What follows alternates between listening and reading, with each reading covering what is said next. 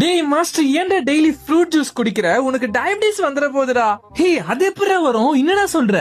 ஆமாண்டா, ஃப்ரூட்ஸ்லயும் natural sugar இருக்கு. Juice போட்டு குடிச்சா அந்த சுகர் பிளட்ல ஃபாஸ்டா அப்சார்ப் ஆகி சுகர் ஸ்பைக்ஸ் உண்டாக்குதுடா.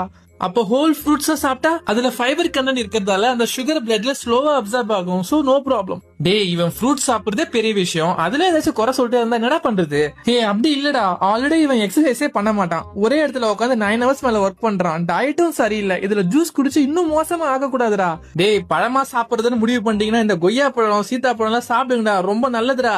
என்னது கொய்யாவா? C, local guys. டேய், இந்த ஆரஞ்சு, ஆப்பிள், கிரேப்ஸ் எல்லாம் சாப்பிடுங்க. அதுதான் ரொம்ப பெஸ்ட்.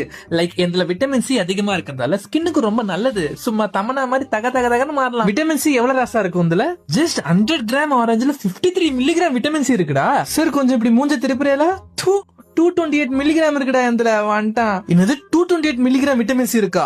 அவ்வளவு பெரிய ஆளுடா நீ. இது தெரியாம போச்சு. அது மட்டும் இல்ல, அவனை விட ஃபைபர், புரோட்டீன் எல்லாம் எந்தலதான் அதிகமா இருக்கு. கிளைசமிக் இண்டெக்ஸ் கூட அவனை விட எந்த கம்மி தெரியுமா? டேய் கொய்யா, என்னடா இவ்வளவு அண்டர்ரேட்டடா இருக்க? சீப்பா இருந்தா யாரா மதிக்கிறாங்க? என்னோட இவன் தான் ரொம்ப காஸ்ட்லியா இருக்கான். இங்க பாருங்க, எங்கேயாச்சும் டிராவல் பண்ணும்போது ஆர் அர்ஜென்ட்னா ஜூஸ் போட்டு குடிக்கலாம். ஆனா டைம் இருக்கும்போது எந்த ஃப்ரூட் சாப்பிட்டாலும் அப்படியே சாப்பிடுங்க. அதுதான் ரொம்ப நல்லது.